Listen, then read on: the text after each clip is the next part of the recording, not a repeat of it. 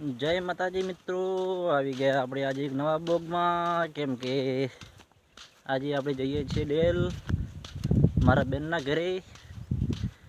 કેમ કે પાણી જમણી બીમાર છે, એટલે એમ કહે છે બધા કે મમ્માના ઘરના કેમ માત્ર ખવડાવી જાય, એટલે કે ભણવાને રેડી થઈ જાય. એટલે એના માટે આપણે લઈને ઉભ્યા છીએ માતર અને કોદાળી. અમારી સાથે બનતા રહેજો અને મારી ચેનલને લાઈક ફોલો સબસ્ક્રાઈબ કરતા રહેજો. જય માતાજી. આપણે પગી જા રોડે ભાઈ આવી ગયો આપણને લેવા, અને આપણે બેસી જા ચડે. ફાઇનલી મિત્રો આપણે પગી જા પાણી જ નહીં પાય, અને જો અમે કોદાળી બનાવડાવી હતી બે, એ પોતાને પણાને બધાઈ નાખી ગળે. પણાને કીધું થઈ જાઓ માતા બીજી ખાઈને તૈયાર, તમને જલ્દી સારા થઈ જાઓ મિત્રો. પછી નીકળી ગયા ત્યાંથી અમે ઘર બાજુ, અને હલકે નીકળ્યા હતા બીજા રસ્તે. જો રસ્તો ખરાબ હતો, ઠાબાઠિયા ખૂબ થયા, ખાવા બધું બહાર નીકળી જતું હતું. રસ્તો પણ એટલો ખરાબ હતો કે વાત જ ના પૂછો. બાઇક પણ પછી ચલાવવાનું સ્પીડ રાખ્યું.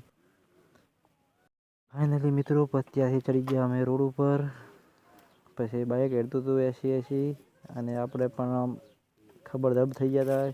કીધું ચલો જલ્દી ઘરે પહોંચી જઈએ મિત્રો. પછી કોતરવાડાથી અમે નીકળી ગયા, અને કોતરવાડાથી ઝાડાવાળો રોડ પણ એટલો ખરાબ છે કે ના પૂછો વાત.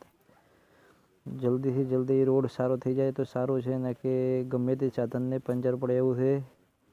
અમે તો કોને રાગે હેડ્યા ગયા, કીધું ટાયર પંચર ના પડે સારું કરી. રસ્તો ખરાબ હતો એટલે પછી અમે ત્યાંથી શોર્ટકટ ગોલવીથી નીકળી ગયા. ગોલવી ગામમાં આવ્યા, કીધું અહીંયાથી સિંગલ પટ્ટી સારી, કીધું અહીંયાથી નીકળી જરા. ગોલવી ગામમાં આવી ગયા, અને ત્યાં એક મિત્ર રહેશે, એ મિત્ર પણ ભેગો થવા આવ્યો, અને સાથે બેઠા કરી. અને પછી ત્યાંથી નીકળી ગયા અમે.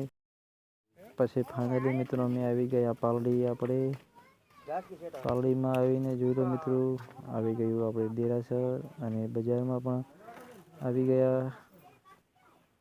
પછી જવાનભાઈને કીધું આપણે આગળ ઊભી રાખવા પડી, બીજી ખાઈ લઈ.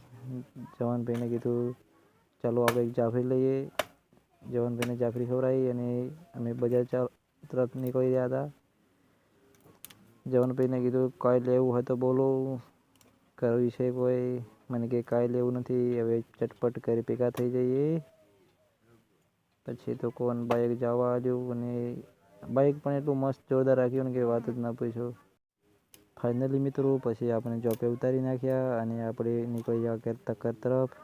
જોઈ લો સામે આપણું ઘર છે, અને આ સાઈડ રાયડું વાળીને મૂક્યું છે. આજે રાત્રે મેં આવે તો કટર હાંકી નાખવું છે, અને પછી વાળી નાખવી છે બાજરી.